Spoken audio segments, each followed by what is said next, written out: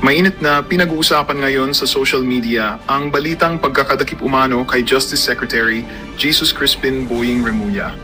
Ayon sa kumakalat na chismis, himas rehas na raw ito matapos masangkot sa isang nakakagulat na usapin na hindi pa malinaw ang buong detalye.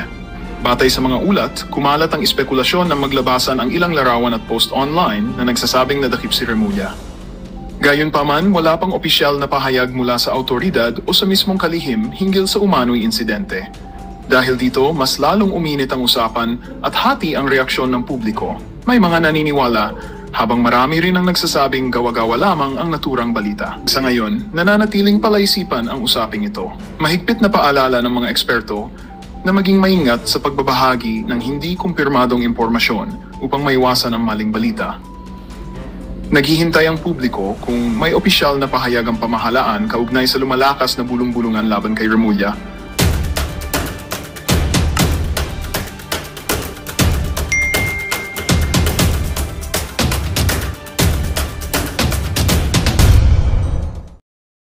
Bryce, naaalala mo ba yung messages na ito? Your Honor, ngayon ko lang po nakita yan. Wala po ako nababasang ganyang messages po. Numero mo ba yan na nakikita sa telepono? Numero mo ba yan? Numero ba ng congressman yan? Wala pong nakalagay na numero, Your Honor. So pareho pala dun sa binanggit ni JP, wala ring numero. Naaalala mo yung message na yan? Ako hindi po. Kasi may nakapagsabi sa akin, ikaw daw ito. Siguro kahit isa lang mag-show tayo itong tinanong ni Chairman Redon sa kanya kung banggitin niya itong sinasabi niyang proyekto.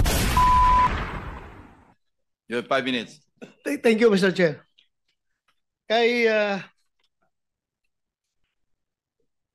Sally Santos. Miss Sally Santos, nung last hearing, napapansin ko sa iyo, masyado kang free-flowing magsalita. Sinasabi mo lahat, normal na normal, natural na natural. Ngayon napansin ko parang may apprehension ka na, parang takot ka. Meron bang nananakot sa iyo? Meron ba ka bang kinatakutan? Before you answer, I'd like to clarify, no? May kasama kang lawyer, right? Yes po, Your Honor. Okay, thank you. Thank you, Mr. Chair. Tanungin ko lang ito si Ms. Santos. Kung meron ba siyang kinatakutan, may nananakot ba sa kanya? Bakit biglang nagbago yung demeanor mo ngayon dito sa hearing? Yes, Your Honor. Kasi po sa bahay ko po, marami pong umiikot na mga sasakyan. Tapos ang tagal po, hindi po namin malaman kung sino po isakay kasi sobrang tinted po nung mga sasakyan. May suspect ka ba? May suspitsa ka ba in particular kung sino itong mga tao na tinatakutan mo?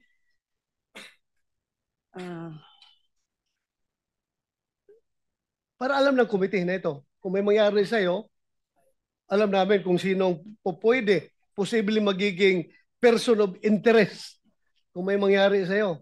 Ang po pwede lang naman pong gumawa sa akin dito. Sila Engineer Bryce. Sila Engineer Bryce saka sila Engineer JP. Engineer Bryce, Mr. Chair, pwede matanong si Engineer Bryce kung meron ba siyang balak na masama para dito kay Santos? Wala po. Hindi ko po iniisip yun. So, balikan kita. Ms. Santos, may sinabi kang dito sa iyong affidavit, paragraph 18. Ayon kay Engineer Bryce, sa lahat ng pagkakataon, kinukuha nila ang buong bayad sa isang proyekto ay sila na ang bahala magbigay sa kapitan, sa mayor, kay D.E. Henry at iba pang may SOP. Totoo ba to? Yes, Your Honor. Ito sabi ni Bryce. Yes, Your Honor. Balikan kita, Bryce. Nagbibigay ka sa mayor, sa kapitan? Hindi po, Your Honor. Wala po. Wala po akong kausap na politiko. Kasi last hearing, sinabi mo na yung pera na kinuha niya sa land bank, hinahatid niya sa iyo, iniiwan mo lang sa opisina mo at kinukuha na ni D. Alcantara. At hindi mo alam kung magkano yung pera na yun dahil hindi mo tinitingnan, hindi mo binibilang. Am I correct? Tama po, Your Honor. Nakabox po siya at mga nakasil po. Nakapak, nakasil. Opo. Ngayon, may sinabi ka bago kanina na yung hatian ng SOP ay 20%. Pakiulit nga for the record. Ano po yun? Yung sa kita po ng nung in-house construction po. Yun po yung sinasabi ko na 40% po kay DE, 20% po sa akin, 20% po kay Engineer Mendoza at dun sa isa pa po namin kasama. So, kinuha niya yung pera sa total amount ng cost of project na binayaran ng DPWH, kinuha ni Santos. Halimbawa, may isang project na 100 million. Yung 100 million, according to him, binabawasan niya ng 3% royalty para sa kanyang lisensya bago niya ibigay sa'yo. So what is 3% of 100 million? 3 million po. 3 million.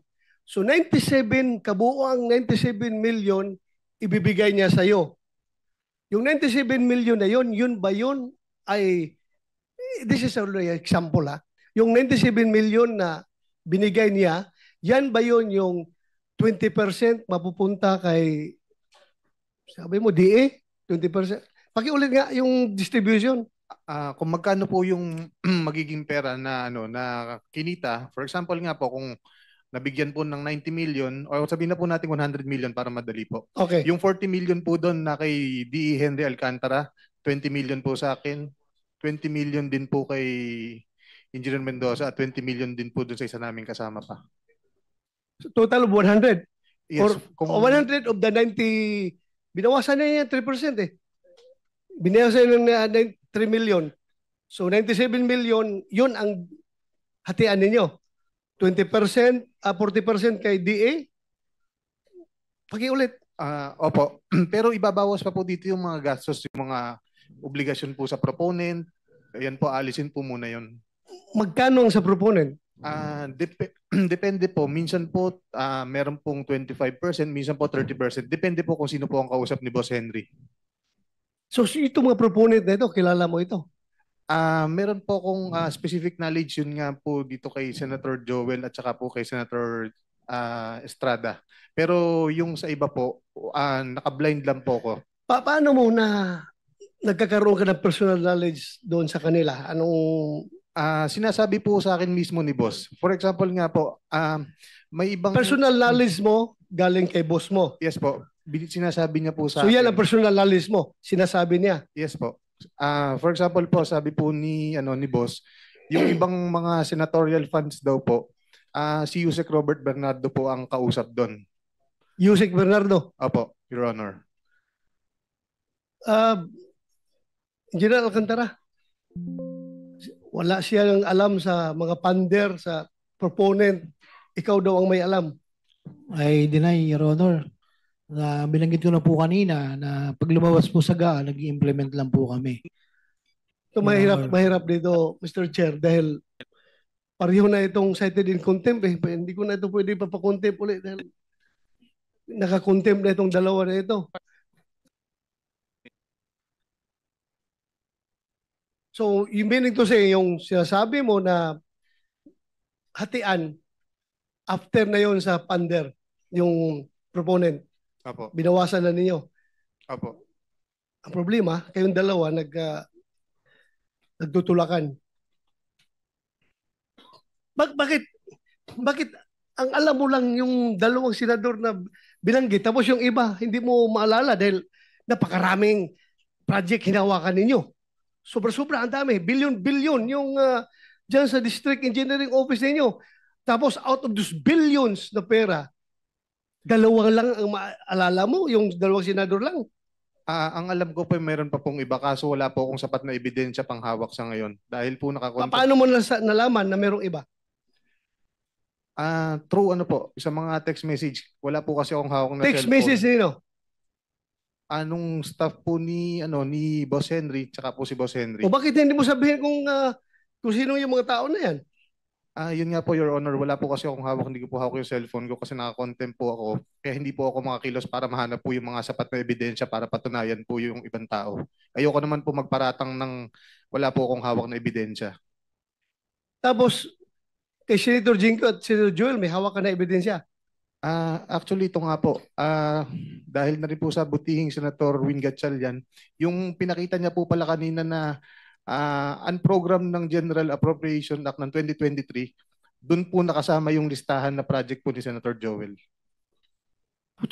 Alam mo, sabi Wala. ng boss mo, wala kayong Senator- alam. Wala Senator- kayong alam Senator pagdating. De La Rosa, Yes, sir. whether program or unprogrammed, no, yung nag-enumerate ka eh. May Opo. description ka. Yes po. Sige, point out mo ngayon kung saan sagaa yun. No, not in your list. Sagaa mismo. Para matulungan mo kami. Your Honor, hindi po siya sa GAA. Kung kanina, Walang Opo, ibang pagdadala yung items kundi from GAA. Walang ibang pagkukunan dyan kung sa GAA. Whether program or unprogrammed, naka-indicate doon. Yan, binibigyan ka ng kopya ng GAA. Your Honor, yung kanina pong pinakita po ni Senator Win Gatchalian na listahan ng unprogram po noong 2023.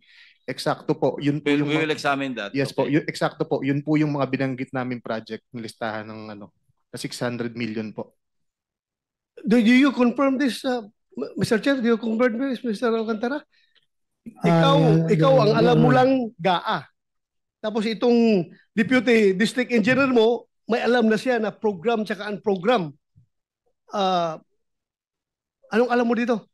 Your Honor, sa tulad po sinabi ko, pag lumalabas po sa GAA, yun lang po ang pinabibid namin, Your Honor. I don't have any knowledge about the insertions and so on and so forth po.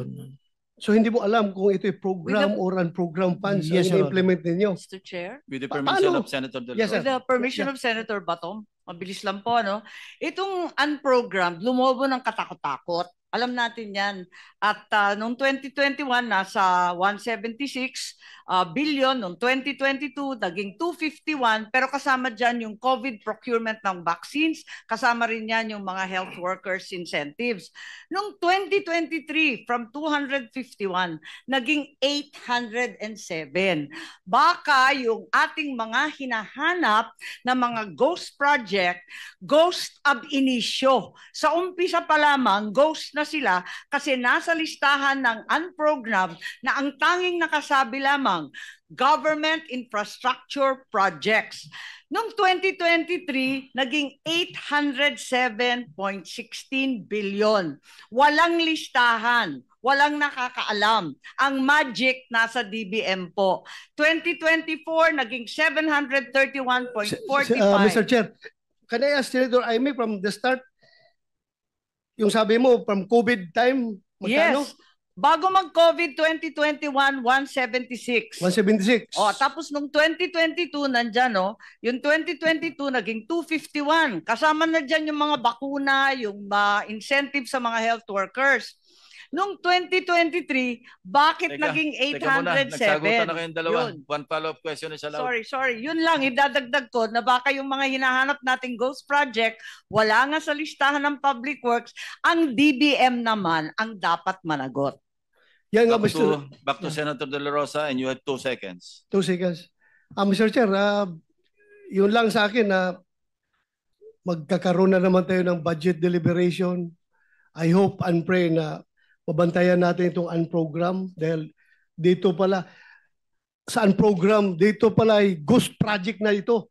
Sa GAA pa lang, ghost project na. How much more pagdating sa implementation?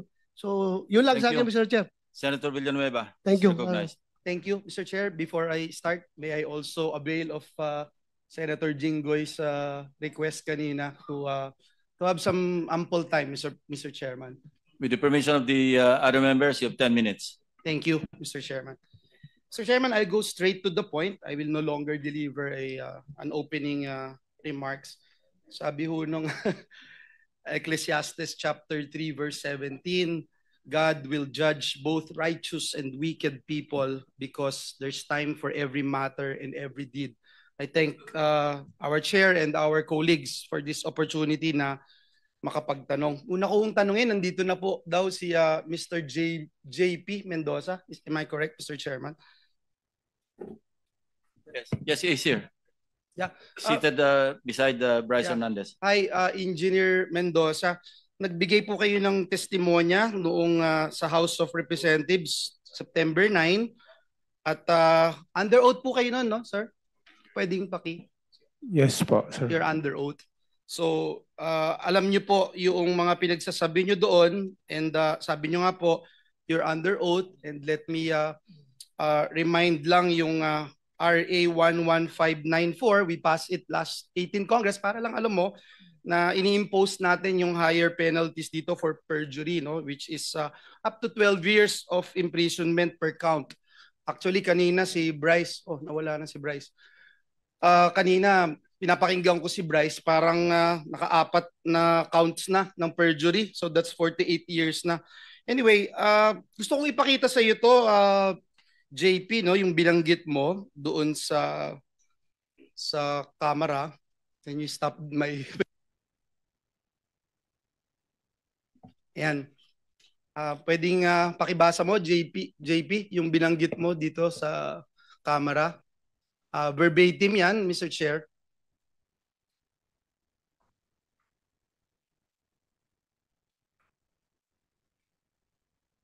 Sir, yung picture po na yan ay noong October 2023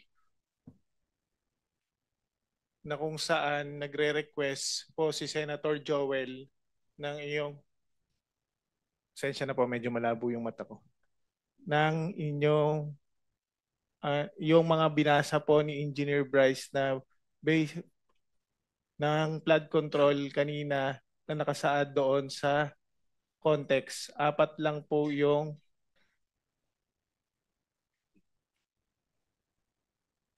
pwedeng picturean ko pa para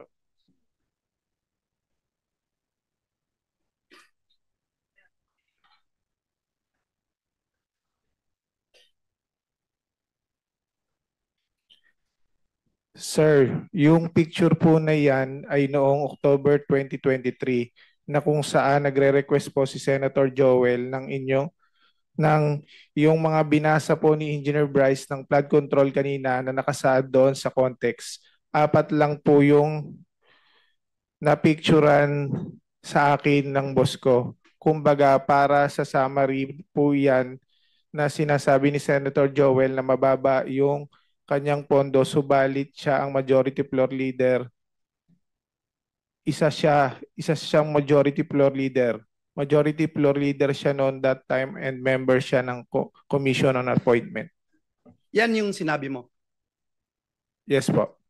Mr. Chairman, may I ask Mr. JP Mendoza, kasi binanggit niyo po dyan na si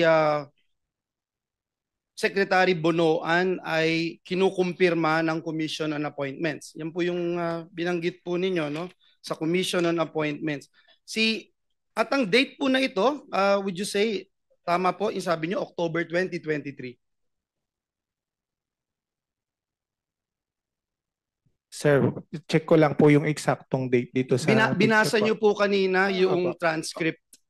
October 4, 2023 po, to be exact po. Yes. November 22, 2022 nang ma-confirm si Secretary Bonoan.